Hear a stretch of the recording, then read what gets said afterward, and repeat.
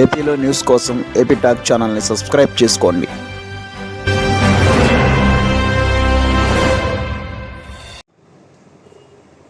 అందరికీ నమస్కారం. నా పేరు షేక్ అన్వర్, సెంట్రల్ నియోజకవర్గ మైనార్టీ అధ్యక్షుడిని. మరి ఈరోజు చూస్తే సాక్షి కథనం ప్రచురణార్థం ఏంటంటే సెంట్రల్ బోండాగిరి.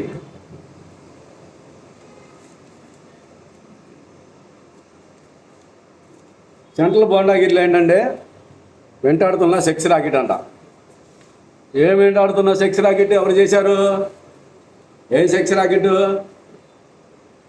2009లో ఏదైతే తెలుగుదేశం పార్టీ ఇన్ఛార్జిగా అన్నయ్య విజయవాడ సెంట్రల్లో అడుగుపెట్టారో ఆ రోజు నుంచి ఈ రోజు దాకా 21 డివిజన్లో అన్నయ్యకున్న పేరు అన్నయ్యే. బోండామ అన్న. ప్రతి ఆడపిల్ల, ప్రతి మహిళ అన్నయ్యే అని పిలుస్తారు. ఈ ఆడపిల్ల నెత్తి మీద చేయి పెట్టలా, ఎవరిని దగ్గరికి తీసుకొని బొట్టలు దిగల. ఏ రకంగా సెక్స్ రాకెట్లు అని చెప్తారు మీరు?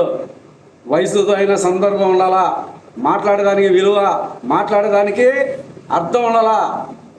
పెచ్చగా మాట్లాడమాకండి, పెచ్చగా మాట్లాడకు. ఏం మాట్లాడుతున్నారు? ఆయన వయసు ఏంటి, ఆయన బుద్ధి ఏంటి తెలుసా? ఆయన మంచితనం తెలుసా? ఎంతో మంచోడు, అనుభవశాలి,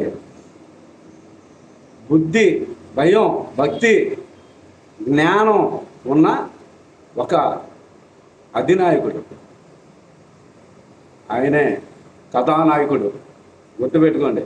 తెలుసు మీకు బాబు సెంట్రల్లో ఆయన ఉన్న పరిజ్ఞానం, ఆయనకున్న మంచితనం, ఆయనకున్న గౌరవం. అరే భాయ్, తెల్లారి 6ంటికి వచ్చేవాడు మా అన్న. సైకిల్ వేసుకొని అలాగ వస్తే బుల్లెట్ వేసుకొని మొత్తం గదులు వచ్చేది ఊరకనే చూడటానికి అన్నయ్యని. అంత మంచితనం ఉన్న నాయకుడు. ఆడ చిన్న పెద్ద పిల్ల అందరూ వచ్చేవాళ్ళు. 6ంటికి తలుపు తట్టి లేపేవాడు ఎవరైనా ఉన్నాడా నాయకుడు? అలా మీలో ఒక్కడిని చూపించండి. ఆయన అంటే ఎందుకు ఉర్రూతులుగుతున్నారు జనం ఈ రోజు దాకా? 2019లో ఇన్ఛార్జి వాళ్ళ దాకా మీరు వచ్చారు కదా, ఇప్పుడు దాకా ఎందుకు ప్రశ్నించలేకపోయారు? మీరు ఎందుకు క్వశ్చన్ చేయలా? నిత్యం ప్రజల్లో ఉంటాడు కాబట్టి భయం మీకు. నిత్యం ప్రజల సమస్య తెలుసుకుంటాడు కాబట్టి భయం మీకు. నిత్యం ప్రజల్లోనే ఉంటూ ప్రజల్లోనే తిరుగుతూ వాళ్ళ సమస్యలు, వాళ్ళ అభివృద్ధి, వాళ్ళ కార్యక్రమాలు ఏమున్నా సరే నేనున్నా, తమ అక్క చెల్లి తమ్ముడు అంటే నేనున్నా నీకు అని చెప్పి ముందుకు వచ్చే ఒకే ఒక ఏకైక నాయకుడు బోండమన్న. అలాంటి నాయకుడి మీద బురద జల్లే కార్యక్రమం మీరు 2024లో ఎలక్షన్ల కోసం, ఆ ఓట్ బ్యాంకు కాపాడుకోవడం కోసం కుదరదు, జల్లదు, చేయలేరు. ఆయన్ని తట్టుకోలేరు, ఆయన మంచితనానికి గిరిగీయలేరు.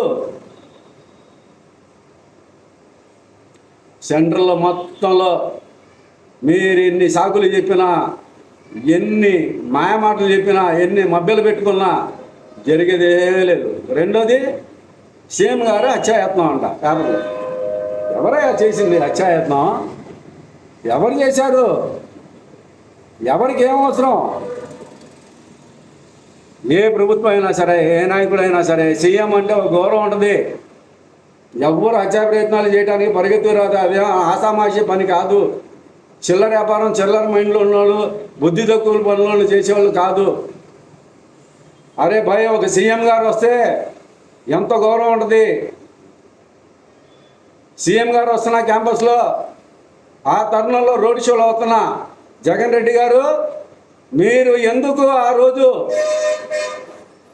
కరెంటు కట్ చేశారు అని అడుగుతున్నా. పోలీస్ శాఖకు తెలుసుగా, ఎలక్ట్రికల్ డిపార్ట్మెంట్కి తెలుసుగా, ప్రజానీకానికి తెలుసుగా ఆ రోజు సీఎం క్యాంపస్ ఉందని, సీఎం రోడ్ షో వస్తున్నారని చెప్పి తెలుసుగా. టీవీ వేద్దామని వెళ్తే ఛానల్స్ రాట్లా. దేనికి? సీఎం గారి పర్యటన ఉంది కాబట్టి. ఇవాళ ప్రోగ్రాంలు ఏమున్నామమ్మా, 11, 12 అయింది ప్రోగ్రాంలు రావాలంటే. సరే అనుకున్నాం, ఇంకంత మించి రాదులే, సీఎం గారు ఉంది కదా అని చెప్పేసి ఎవరైనా, ఏ పార్టీ అయినా సరే, ఏ నాయకుడైనా సరే ఒకటే అనుకుంటారు ప్రజానీకం. అయితే మీరు వచ్చే దారిలో చెట్లు నరికేయవచ్చు, లైట్లు తీసేయవచ్చు, మీకు ఏదైనా ఆంతరాయం కలిగిస్తే మట్టుకు మీరు ఏదైనా చేయొచ్చు. కానీ ప్రజల మట్టుకు మీరు వస్తున్నారంటే శాంతియుతంగా సరేలే అని చెప్పి చేతులు కట్టుకుంటా ఆలోచనలోనే ఉన్నాం. ఏమండి అంత దౌర్భాగ్యమా? ప్రజానీకానికి అంత దుర్బత ఏం చేస్తుంది రాజ్యాంగం? ఎలక్షన్ కోడ్ టైంలో ఏంటి ప్రసంగాలు, ఏంటి మాటలు, ఏంటి పేపర్ న్యూస్లు? సాక్షి పేపర్కి వేరేది లేదా? సెంట్రల్లో రాసుకున్నారు, మీకంటే ఖాళీ లేదు. అది రాసుకుంటే అంటే ఇవాళ ఆ పేపర్ నాకు స్పీడ్గా అమ్ముడిపోద్ది, నాకు 4 రూపాయలు వస్తాయని చెప్పి ఒక ఆలోచన మీది. ఆలోచన చేయండి.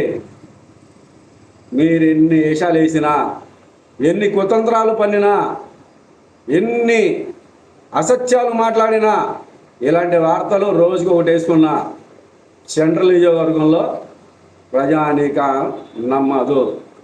ఎందుకని? బోండా మహేశ్వర గారికి ప్రజల్లో ఉన్న ఆ మంచి విలువలు ప్రతినిత్యం వాళ్ళ పనులుంటే చేసి పెట్టే నాయకుడు ఉమాగారని మీకు తెలుసు. ఆయన ఎదుర్కోవాలంటే ఇది గీటు రాయి కాదు, ఏటు రాయి కాదు, వెళ్దాం అని చెప్పేసి ఈ రకంగా వచ్చారు మీరు ముందుకి. ఆలోచించుకోండి. వైసీపీ ప్రజలకి, వైసీపీ నాయకులకి, వైసీపీ కార్యకర్తలకి ఈ పోస్టు రాసిన వాడికి ప్రతిసారి చెప్తున్నా, మళ్ళీ రిపీట్ అయితే తగిన మూల్యం చెల్లించుకోవాల్సి వస్తుంది. ఆ గడియ ఎప్పుడో లేదు, ఇంకా 15-20 రోజులు ఉంది. ఆ మూల్యం చెల్లిస్తారు.